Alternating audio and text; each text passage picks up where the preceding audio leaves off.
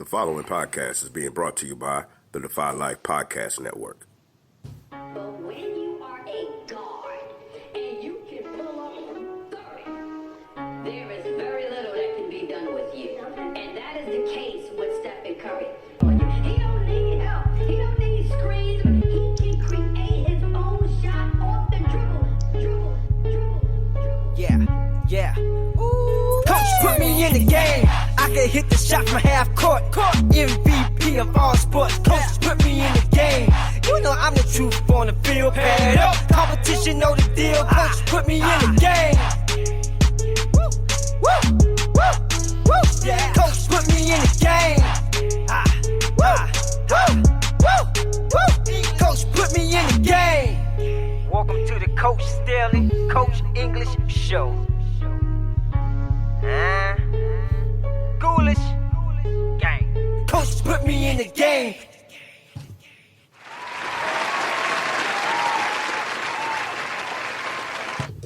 Welcome back to the Staley and English Show featuring Coach Kurtz. I'm your man, Coach English, and I'm in the building. We are in full force today.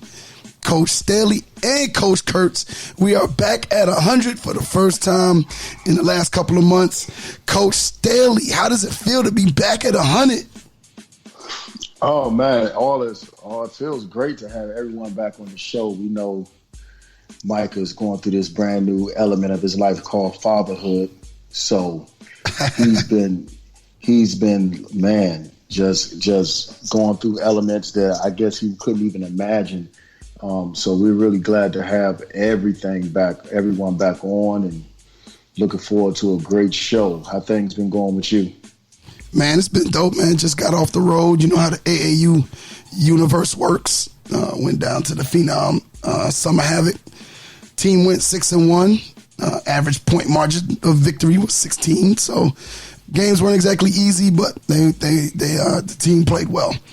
And just been enjoying spending time with my kids. Got my kids for the summer. They've been on the road with me. And other than that, man, you know, continue to be blessed by God. Just bought a new car, finally, after years. So, you know, been blessed. So, you bought what kind of car did you buy? 16 Ford Fusion.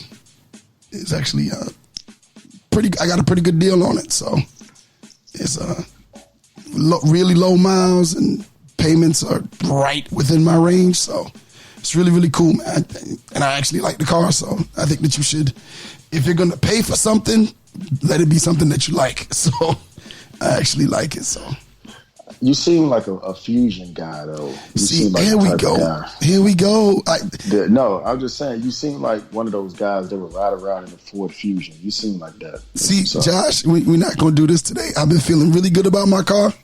So just leave me alone with my car. What is it? What color is it? I bet you it's like navy blue, isn't it? You close, but it's not navy blue. It's that royal blue. I knew it. Hey, I'm not mad at you, Coach. I mean, at 2016, you can't hide money, dog. I see you. You got a newer car than all of us. So hey, I tried to do without a car payment, and my Galant, it just went down on me. I couldn't do any more with it. And I kept trying to put work in it, and it just, the money you put in that, you might as well put into a new car. So went ahead and did that. But I ain't mad at you. As the audience has heard, Micah's back. Welcome back, Micah. No comment. He said no comment. Appreciate it. Good to be back. Sure. I missed you. Sure. What's been going on, Micah, man? I see you got things with Vertimax. You got the podcast, another podcast. What's going on? Tell everybody what you got going on, man. I just seen a picture with you and Eric Spoelstra, the coach from the Heat. Like, what's good with life, man? You holding out on us? Just trying to follow in your guys' footsteps. I'm just trying to fake it till I make it. You know how it is. So, yeah, things are good, though. Things are good. Obviously, like Coach Staley said, baby Mia is little over 9 weeks old now. So, I mean, it's just shout out to you guys and shout out to all the fathers and the mothers out there, because it is a whole nother world when you got a baby. So it's not stopping. My wife, Whitney, is doing an unbelievable job, and it's a whole nother respect for her and for all the mothers and fathers out there for sure. But yeah, things are good. Things are good with Vertimax was down here shooting a video a couple of months ago, and the video finally came out. Video turned out well. They definitely could edit it to make me seem like a better speaker than I really am, so I appreciate them. Shout out to them for the good edits. And then I was down in Miami this weekend. I actually did a segment on a local TV station down there about youth training on Friday morning, and then went to a gala with my brother to one of his classmates was doing a fundraiser event to benefit a special needs school in there in Miami, and Eric Spolster was there, and I got to hang out and talk to him for a little while. Good people for sure. So life is good. Can't complain. Just wish I was able to be around you guys and be on this podcast more often. Hey, man, anytime you're on, we are blessed. That's all I can say. You need to balance out this Josh situation sometimes. Sometimes I need you, dog. Sometimes I need you. The guy's a bully. Yo, I'm definitely not a bully.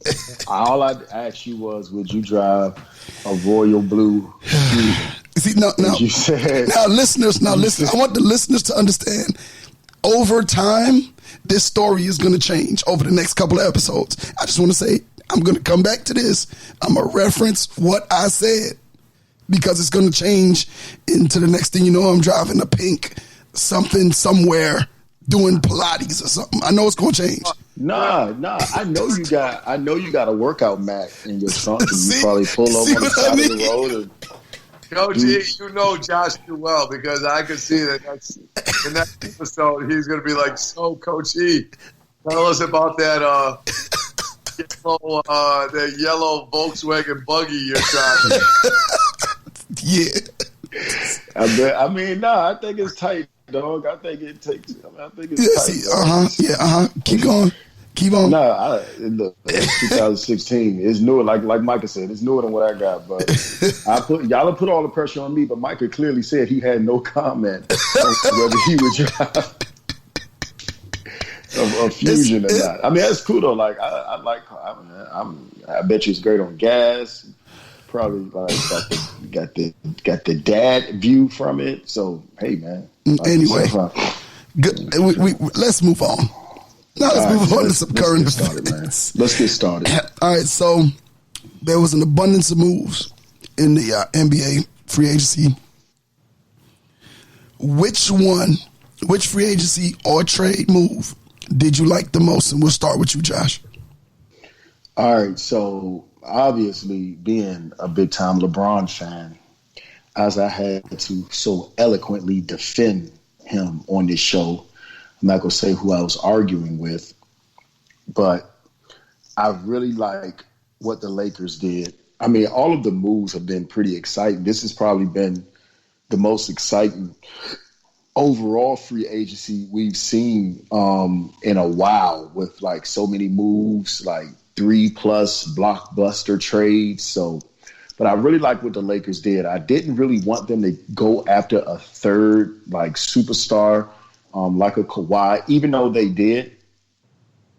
But because I think that would have hindered the development and growth of Kuzma. But I think the Lakers are instantly a contender, if not almost the favorite. With the landscape of the league next year, I think they are the favorites to win it all next year. The Clippers did some good things also. Obviously, they got Kawhi, and they were able to put a trade together and get Paul George.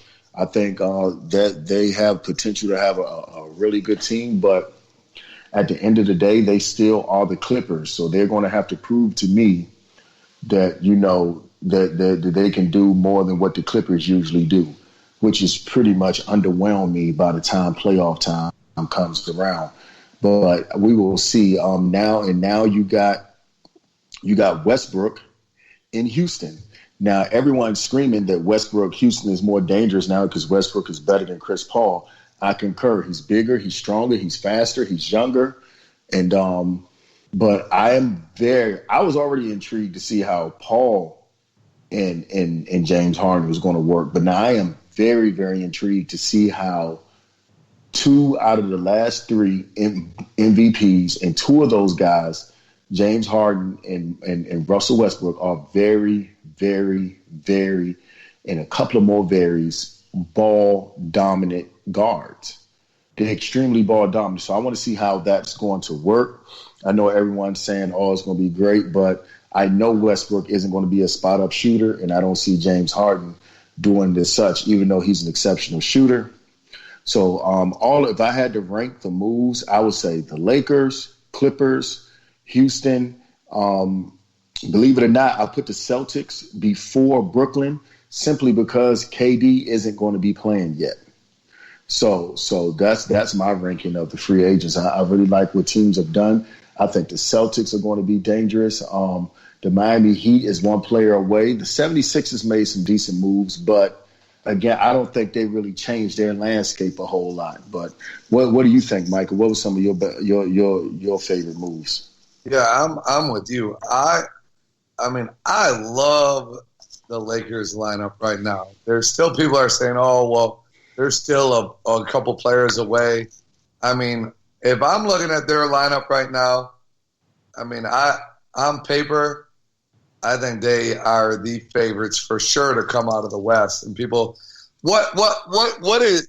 And I'm with you. I'm a LeBron James fan, and the guy is the model of being able to sustain greatness over a long period of time. And I think it's funny how I was just reading an article yesterday or something about the best. There was a bunch, like 10 ESPN columnists rating the best two-way tandem in the league right now, and like 7 out of 10 of them, Kawhi and Paul George. And I was like, how are they putting yes, Kawhi's the man.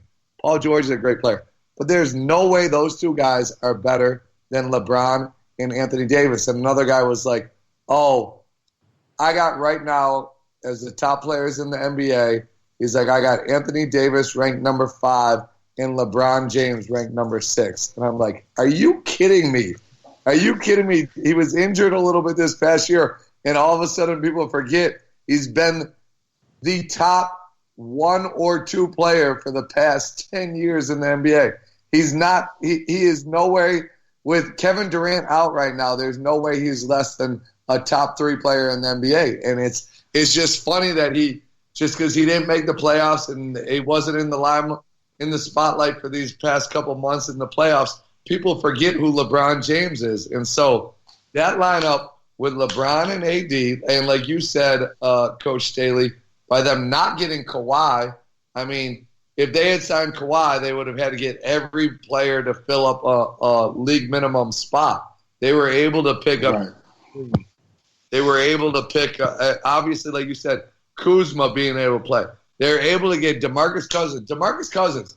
I mean, the guy was still a player this year, and he was like 7 months off of torn Achilles. Like, yeah, and then he injured his quad again in the beginning of the playoffs.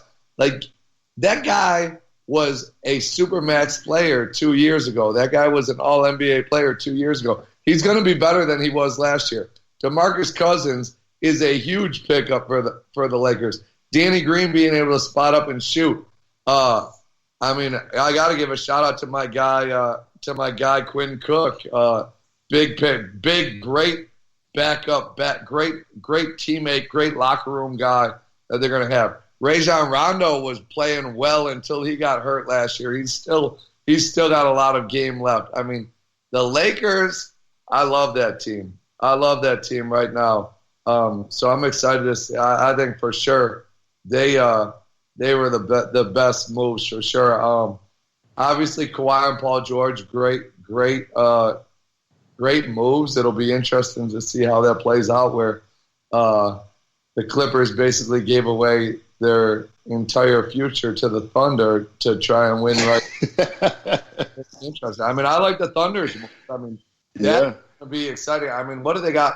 They got like 8 first-round draft picks in the next like 3 years. I mean, it's crazy, and they're not. I highly doubt they're gonna hold on to all of those 8 picks. They're gonna use those picks to try and make a couple of trades here or there, and be back in contention in the next 2 or 3 years. So, I mean, I like what the Thunder did. Obviously, it's difficult being in a small market, and when Kawhi comes calling Paul George and says, hey, go win right now and you can come back to L.A., I mean, I can't hate on Paul George for going and doing that. So I like what the Thunder did for giving him his wishes, but definitely playing the Raptors and playing the Clippers to get the absolute best they could get. And then I doubt Chris Paul is going to still be with the Thunder, so they're going to end up doing something to get more assets for Chris Paul. So, I mean, I think obviously the Thunder aren't going to be a contender this year or even the next year, but as far as what we're talking about free agent moves, I love what the Thunder did. And then I like the Sixers lineup as well. I like what they did getting Horford. I know he's a little bit older as well and on the downside of his career, but it'll be their front line. Their front line is going to be tough when it's playoff time. How big and long and athletic they are. That's going to be matchup problems everywhere for sure. And if they're talking about having to play against the Milwaukee Bucks, I mean, that's the game plan right now against Giannis, is to be able to pack it in and make him shoot it. And he's going to struggle versus that Sixers lineup for sure. So if I had to rank it as far as immediate impacts, I mean, I love the Lakers. I think the Sixers are right there to come out of the East this next year. I mean, obviously you love what the Clippers did to be able to get Paul George and Kawhi, but I honestly don't see them I think they're better than the Lakers right now, or those teams that have chemistry with Portland still going to be tough. The Utah, yes, sir. Denver, yes, sir. Are going to be tough. So, I mean, and then third, I mean, I love what the Thunder did with being able to set up a small market game.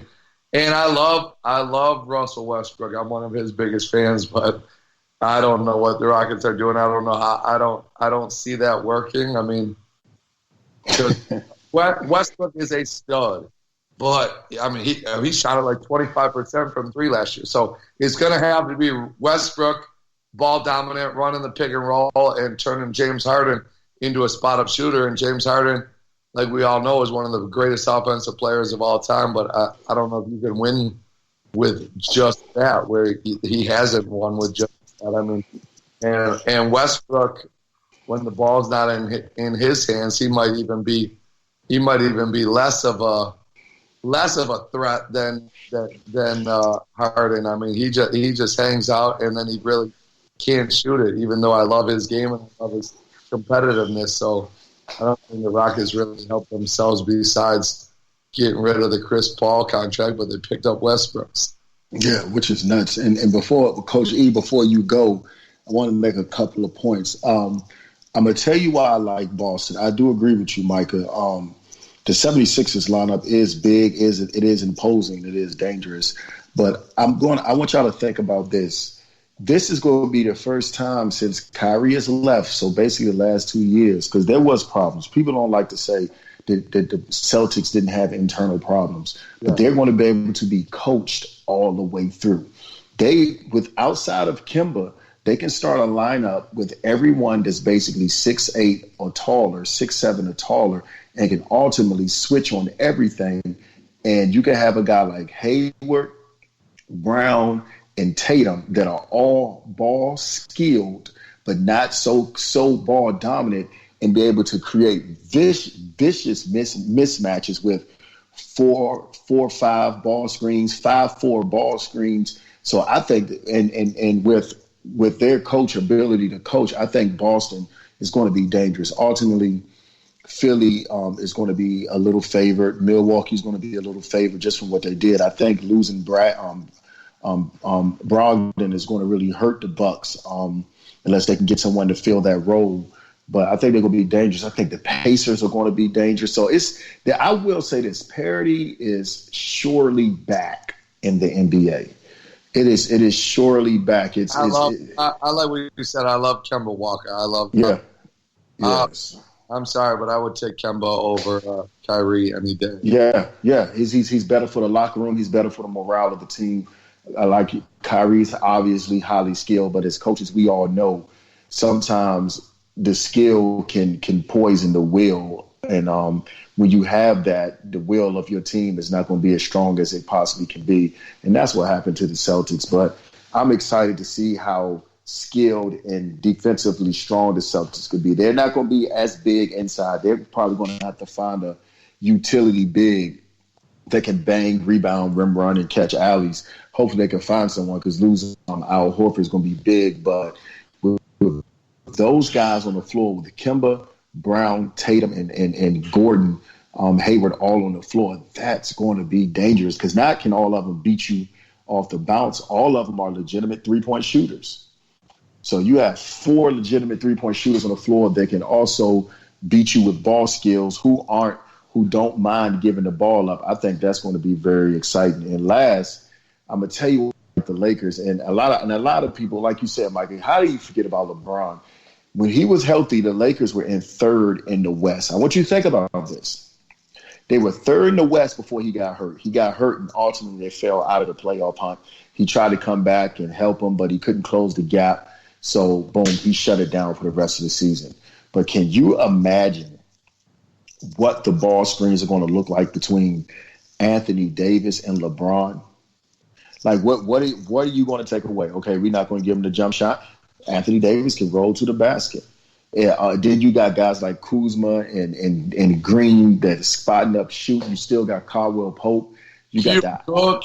You got Cook, who can shoot. And he shot 40% from 3. But here's what's crazy about Cook. Here's what's crazy, and I'm going to tell you why Cook's a great pickup for them.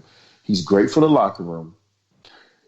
He got over the hump of not being able to knock down the spot-up shot. Like, he improved his jump shooting. Put him and Rondo on the floor, and you can have Cook spot up and shoot the ball, and now you have extra ball handling because everyone plays this small ball. I think the Lakers are dangerous. I think I love and I know Coach E, you got to go. This is the last thing I'm gonna say. This is one of the first times that LeBron's role players and his in-between guys have that San Antonio Spur danger to them, if that makes sense. Like, you always notice how Danny Green was one of them. The Spurs role player have that dagger ability, like the Patty Mills and the Steven Jacksons, even when those guys were there. Like, they had the ability to beat you. LeBron has that. I love Swish. When J.R. Smith was with LeBron at the Cavs, but we all know he would have the mental lapse. So this year, LeBron has dangerous, game-defying role players like a Quinn Cook, who's played in 2 NBA Finals, Danny Green, multiple NBA Finals, Rondo and Kuzma, and I think Kuzma is going to turn into a potential all-star this year, just from the fact that he doesn't have to carry so much of the load, that he can really stretch his legs out and play. But Coach E, what do you think about the free agency, man? Let me let you talk. It's cool. Y'all boy been holding it down. My voice being jacked up, so I don't mind. But I agree with everything y'all said. I don't think I can dispute or argue with any of the moves. I do think that the Clippers will be a good, I know it still remains to be seen, but when you have Doc Rivers and then you have a junkyard dog like Beverly and Kawhi, who could play defense on the perimeter, and as well as Paul George is an underrated defender as well. I think that they'll be formidable. I don't think it's going to be an easy go for the Lakers. I don't. No, not at all. The only thing I like about the Rockets' move for Westbrook is they basically only had to give up Chris Paul and some picks. But if they're trying to win now, that guy's been trying to do everything from Dwight Howard to Chris Paul to now Westbrook. So he's just throwing stuff against the wall and seeing what sticks. So I don't necessarily like the fact that you got, they said, I think on average, Westbrook and James Harden average 1 basket per game off of a cut, which means they have to have the ball in their hands. They're 1 and 2 without the ball. They're 1 and 2 in usage. They were ranked number 1 and number 2 in usage. And so, how is that going to work? You would assume that Harden had to sign off on it, which means there had to be a conversation between the two of them. And the fact that they didn't have to give up Capella or Eric Gordon or some other pieces, I think they're still in good shape. It just, that combination of the two of them scares me. It's cool to talk about it. Hey, man, it'd be good for us to play together. And then you get together and it's like, is this ninja going to pass me the ball at some point? Like, am I going to get it? So, although, excuse me, I do think Russ is a more willing passer than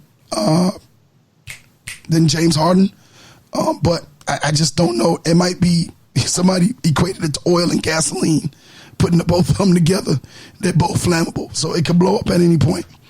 And I did like what Boston did in basically Kyrie and replacing Kyrie with Kemba. You're replacing an uncoachable player with a coachable player. I think Kemba was doing what he had to do in Charlotte because he was all they had, and now you're adding him to a pretty young team who really needed to get up from under that shadow of Kyrie and the way he played. And I don't really know if I liked what Brooklyn did, especially by giving up D'Angelo Russell. I think they still needed him around, but I don't know. But as a homer, and I'm asking you about your own teams, as a homer, I've had a lot of arguments with Knicks fans, but I've loved exactly what they did. It's not going to equate to winning now, but they did not overpay for anybody. They didn't jump out the window when they didn't get KD for what they wanted him at, not for what he was demanding for a player who had a ruptured Achilles, who there is no guarantee what he's going to come back at. And then lastly, not lastly, but I did bring it up at first. I do agree with you guys on the moves by the Lakers. I think the best thing that happened to them was them not getting Kawhi. Because, like you said, then they had to fill it with a bunch of guys, just guys. So it would have been a Kawhi, LeBron, AD, and then a bunch of guys. Because you would have had to pay Kawhi. And who they were able to fill it with, Danny Green, Boogie Cousins, if he continues to come along. You've got some pieces, and Boogie and AD have played together before, so, you got good chemistry, good locker room. You got a young kid in Kuzma who actually gets the opportunity to develop. And I know I'm echoing everything you guys have said already, so. But I agree with everything you guys said, and, that's just my 2 cents. What do you guys think? We didn't talk too much about the Nets. I mean, I was shocked that I think, first of all, I think KD's going to come back and be the same, maybe not the same player, but he's going to be effective. A top 5 in the NBA. Yeah. He's 7 foot and extremely skilled and can shoot it out. He was never overly athletic. So maybe if he's eighth of a step slower, it doesn't really matter because he's 7 foot and can get a shot at any time. But I was shocked that KD would team up. Like we said, Kyrie Irving is extremely skilled, but what we've seen at the end of his run with the Cavs and then obviously with the Celtics, his locker room presence and and teammate ability, whatever, coach ability.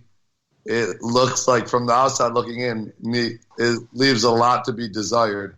So I was surprised that KD would put the rest of his career in teaming up with a guy like that. I thought when KD got hurt, I thought KD would leave before he got hurt because he wanted to go and show that he can win without teaming up with the Warriors. When he got hurt, I thought he would re-sign with the Warriors, take that year off in rehab, and go try and make another run at it with the Warriors. And then when he did get hurt, he was going to leave, I thought he would team up with Kawhi. And they said Kawhi called him to try and team up with him, and he ended up already wanting to team up with Kyrie. I was shocked about that. What do you guys think about that? And do you think that that's going to work? Do you think they can win a title in Brooklyn in the next 2, 3, 4 years? No, I don't think they can win a title in Brooklyn in the next 2, 3, 4 years because I think we've seen enough of Kyrie to know who Kyrie is. A lot of people are like, and I'm not trying to be negative. I think he's extremely skilled, but I think his skill poisons the will, and his skill poisons the will of the team. And because ultimately he's not going to play in a manner that's best for the team. He's going to play in a manner that's best for him. A lot of people on the sports networks are afraid to say this because they don't want to rub guys the wrong way. But Kyrie plays they're different players, but they play with the same mindset. He's very similar to Allen Iverson. Iverson, pound for pound, finger to toe, toe to head, was probably one of the most talented players to ever come through the NBA that we've ever seen. But he did not use his talent to play in a manner that was best for the team. Thus, you had a 6', 5'11" shooting guard in the days where all of the shooting guards in the NBA were 6'6" or taller, 6'5" or taller. And ultimately, that created an element that wasn't what was best for the 76ers because all they had was a bunch of dirt and grit guys around them, and you're not going to win championships. And we saw what happened in the finals against the Lakers, while they lost 4-1. Kyrie, no, I don't think they're going to win an NBA championship because I want you to think about this. If Giannis stays on track in the next 2 to 3 years, I think he's going to be so dominant that he's going to be good enough to take a team out of the Eastern Conference Finals to the NBA Finals. I also believe that teams like the Knicks right now, if the Knicks I know, okay, they didn't make any splashes, they didn't get any big names, but if they nurture and coach up young guys the right way, these young men the right way, and tell RJ Barrett, you don't have to be LeBron. Like, I think RJ Barrett's more of a Clyde Drexler type player, Ron Harper in his prime before he sustained all those injuries type players. And so if he slashes and moves without the ball and doesn't try to be ball dominant and dribble 18 times a possession, I think RJ Barrett will have a very, very good career. And saying he's a Clyde Drexler is not a downgrade. Clyde Drexler is a top 10 shooting guard of all time. Clyde Drexler. If he's a Clyde Drexler, that's great. Or Ron Harper won some championships, but Ron Harper ain't no number 4 pick in the draft. No, I'm talking about Harper before he got hurt. That guy. Harper before he got hurt was cold, but he sustained all those injuries, and ultimately he became a utility point guard and won some championships with the Bulls and the Lakers. I think he wound up getting 5 championships, right? If not, or maybe like 5 or 6 championships with the Lakers. Yeah, so I'm not saying that, but I'm just saying he's in the mode of those guys. But no, to answer your question, I mean, KD is one of my favorite players. Ultimately, like you said, when he comes back, but I think the Nets jumped the gun, and I'm going to tell you why. So KD signed a 4-year contract, and that 4th year is a player's option, not a team's option, a player's option. So he's not going to play at all next year. And then he's probably going to come back in the middle. If he comes back at the beginning of the season, that's fine. It's still going to take him probably until an All-Star break to get himself back to where he was, because I still think he's going to be an All-Star level player. And then he's going to have to get playing with Kyrie. Playing with someone in the Olympics is totally different playing with someone in an 82-game NBA regular season. So virtually, you're only getting KD a guaranteed 1.5 to 2 years. If he decides to stay, that's fine, but you never know. So I just think it's going to be very difficult for the Nets to win a championship. Now, if Kyrie changes his mindsets and uses his exceptional abilities to make everyone around him better, i.e. Isaiah Thomas, Zeke, I'm talking about the Detroit Pistons, Isaiah Thomas, I think they do have a chance to win a championship. But if you, and just really think about that for a second. Think about how talented Isaiah Thomas was. And he wasn't surrounded with a ton of superstars, but he made those guys around him so much better. And he didn't alienate people and take people out of their game because he wasn't afraid to get the ball out of his hands. So if he plays with that mindset, Kyrie has a chance. But I just don't see it happening. I just think he's a shoot guy first, and he'll go from there. But no, I don't think so. Coach E, what you think? Well, I agree. I don't think that that combination, and I think that you made the point, like a friendship formed at the Olympics. Like it's not the same thing. It's not the same environment. It's not the same bonuses aren't tied to different incentives and contracts and things like that. So like what happens when, and I think one thing is KD's not coming back till next year, correct? So Kyrie, right. He's not playing at all next season. Kyrie's going to have a whole year of this is my team. Well, when KD comes back, who's the better player, him or Kyrie? KD. It's not even close. Exactly. So now Kyrie's going to have to take a backseat to somebody else again when he didn't like doing it the first time. Like I said with the Russ and James thing, it sounds good when you talk about it, but when you actually in those trenches, things are going bad. What's going to happen then? Now you're tied. You're tied to people, and you're tied to this person, and you have to live with your decisions. I mean, I thought personally that KD would have made a decision based upon himself, not based upon friendships or anything like that. I thought he would have made the best decision for him, and I just didn't think the move for Kyrie was the best move. That's just me seeing the player that Kyrie has been over his career. Now, can people change? Sure. People change all the time. But how likely is it at a particular age of a person doing things a particular way all of their life? How much of a chance is it that this person's going to change? But I mean, I guess that's what these moves were meant to do. People trying to put themselves in the right position to win. So, question, Micah, I'll throw it to you first. 2020 NBA champion, who you got? I got to go with my guy LeBron. I got the Lakers right now. I'm going to take the Lakers for sure. I love what they did. I think that the Bucks didn't get better. Obviously, the Raptors got a lot worse. Sixers are all right. And the Clippers are there.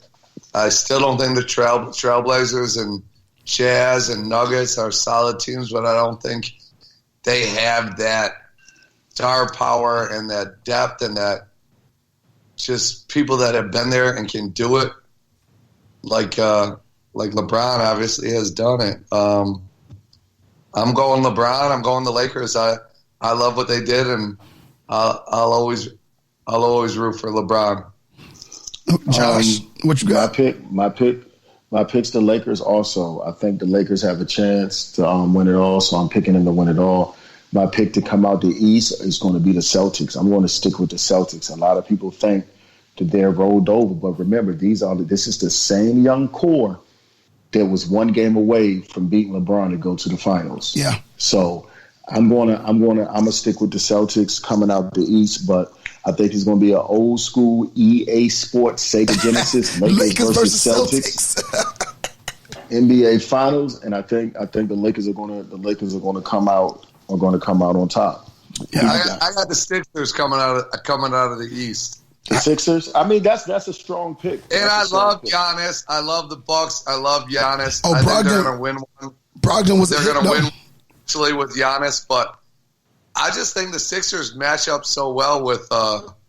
They match up well versus the Bucks right now. They do.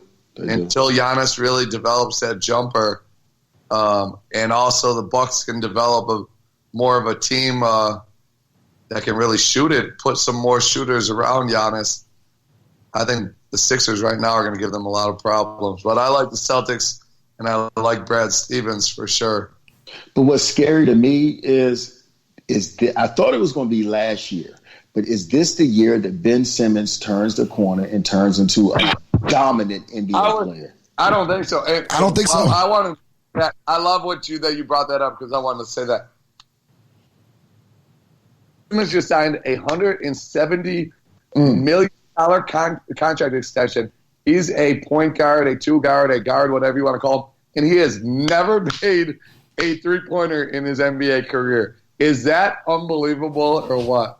Yeah, that's beyond. And I'm just betting on it. Like, if he turns dominant into the stud that I think he can be, watch out. The 76ers potentially could win an NBA championship. But it's just all about if he's going to be willing to turn the corner, if Embiid's going to be willing to be a paint-dominant post who can shoot and not get lost. It's just so much. It's so much that goes with it. But we'll see. We'll see. One last question for you guys.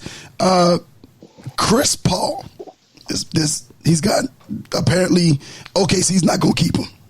Okay, talk about a buyout and then him signing with the Lakers or him making his way to Miami. I've even heard at some point a possible move to Philly. Which one of those moves do you think would be best for Chris Paul right now in his career? Philly would be best. They don't need him in LA and I'm gonna tell you why. Because him going to LA, like, who are you going to get rid of? Like, if he goes to LA, you're going to get rid of Quinn Cook. You're going to get rid of that team on both ends. Is going to have to get out of the way. Philly's side and on defense, if that makes any sense, because they're so big and imposing on their front line, they can hide the. So I would go with that. Him going to Philly would be best, and that would give him the best chance to really make it to the finals. If he was to go to Philly, that would give him the best chance to win an NBA championship. Philadelphia. That's if he decides to buyout, because over the next 2 to 3 years, he's supposed to be making astronomical numbers. So that's going to be very difficult for him not to take those checks. It's going to be very, very interesting because there was some talk. Like, obviously, Chris Paul's one of the higher guys up in the Players Union, and he was one of the guys that really pushed for this 10-year veteran Supermax deal, which he ended up signing it, and now it's looking like that deal he's extremely overpaid, but he was one of the guys that really pushed for this to be passed, and he ended up getting this deal. And so now is he going to sit there? I don't know how the buyouts work, but is he going to sit there and accept a buyout and take less money than he's guaranteed? So that's like you said, that's going to be extremely interesting. But like what you said, I 100% think the Sixers got place for him, because right now at his stage of his career,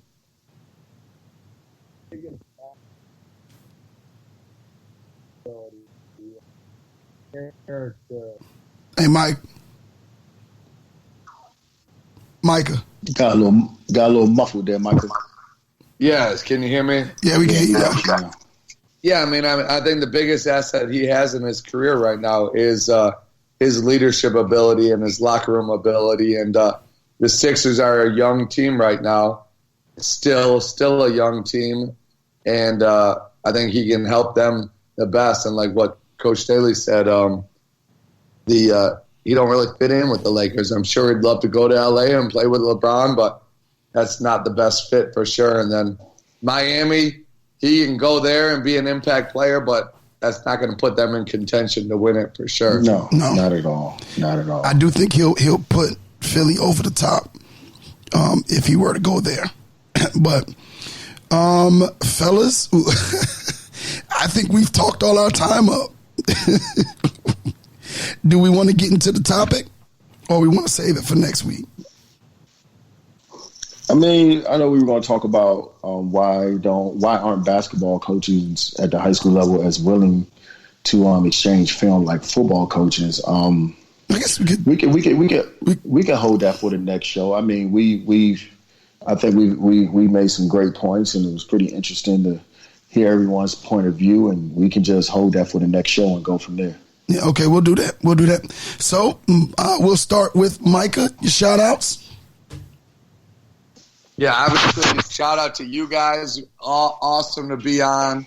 As always, shout out to my beautiful wife and my beautiful baby daughter, Mia. But I do want to give one more shout out. So you know I got a baby daughter, and she's going to be a future tennis star. We've already decided. So we've been watching a little bit of Wimbledon, and I was watching the men's finals today, and I was rooting for Roger Federer. I mean, I'm not a huge tennis fan, but I've started to watch it a little more. And I was reading up on him. He's 37 years old. He's won the most Grand Slams of any player in history. And he was the number one ranked player in 2004. And he is still competing at the highest level now 15 years later. And he lost in an unbelievable finals today to Djokovic, but I was just like blown away on this guy's been one of the top players in the world for 15 years consecutively. So that's impressive. And I'm like we talk about LeBron. I mean, I'm a fan of greatness, and he's definitely he's the greatest tennis player of all time. To be able to hold that, to be able to be at that level for that long is crazy. So shout out to him for sure. Josh, what you got? Yeah, same start on like Micah. Shout out to my wife and my beautiful wife and my 3 sons. My oldest son, Talon, has had me ripping and running up and down the road. He's getting older, so this little travel ball thing is getting a little bit more demanding than it was in the past. They had a good showing at AAU Nationals. They just did Junior Peach State down in Augusta with all the Peach Jam, the PJ Invitational. So we were able to play against some younger Nike sponsors teams, and we actually came out with some wins. So it's been fun watching the development of those young guys. Closing point I would like to make: parents, be careful who you let coach your kids, especially at a young age. They're very impressionable.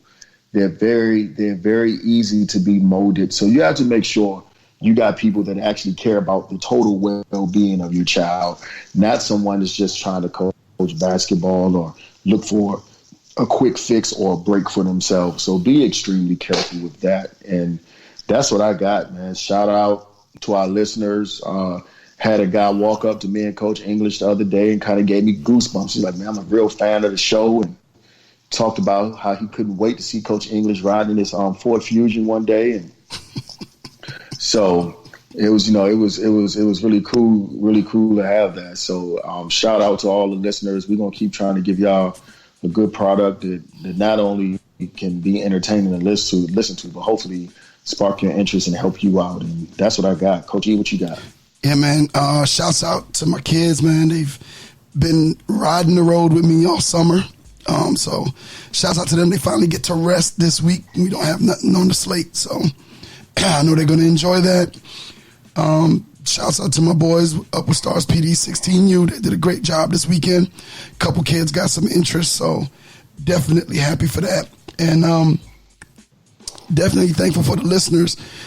Also got a text message from John Combs, who referenced the fact that we say Coach Sav being Tropical Smoothie all the time. And he said when he was in Tropical Smoothie, who else walked in but Christian Savage? So, you know, I'm shouts out to our listeners, man. Definitely, we couldn't do the show without you guys. We're coming up on 2 years of doing the show, which I don't think we ever thought we'd get to, but in a couple of months we would hit 2 years, and we're just happy you guys are still rocking with us. So don't forget, if you want to follow us, you can follow us at The Staley and English Show on all social media platforms. You can email us at thestaleyandenglishtshow@gmail.com. And as always, keep God first. Everything else will follow. Peace. Peace. Yeah. All right, guys. All right. Wrapped up. Good to be back.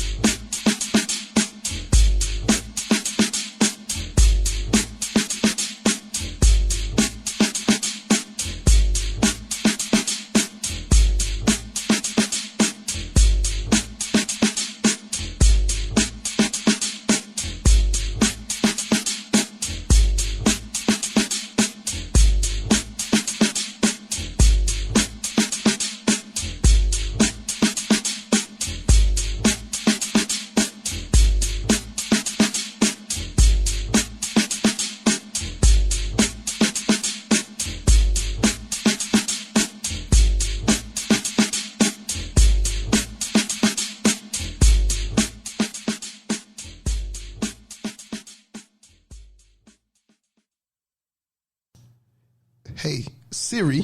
Hey, how may I help you? Play the Relationship Status Podcast. Playing the Relationship Status Podcast. You know, I would ask him, like, what are you doing? You know, where are you going with this? What are you trying? And he really didn't have, like, a real answer. Okay. So I didn't feel like we were going to be compatible later on down the line. I think that goes back to something I've often heard and think myself, that men date women thinking they're never going to change, and women date men thinking that they can change them. Relationship Status. New episode every Monday at 12 noon on Defy Life Network.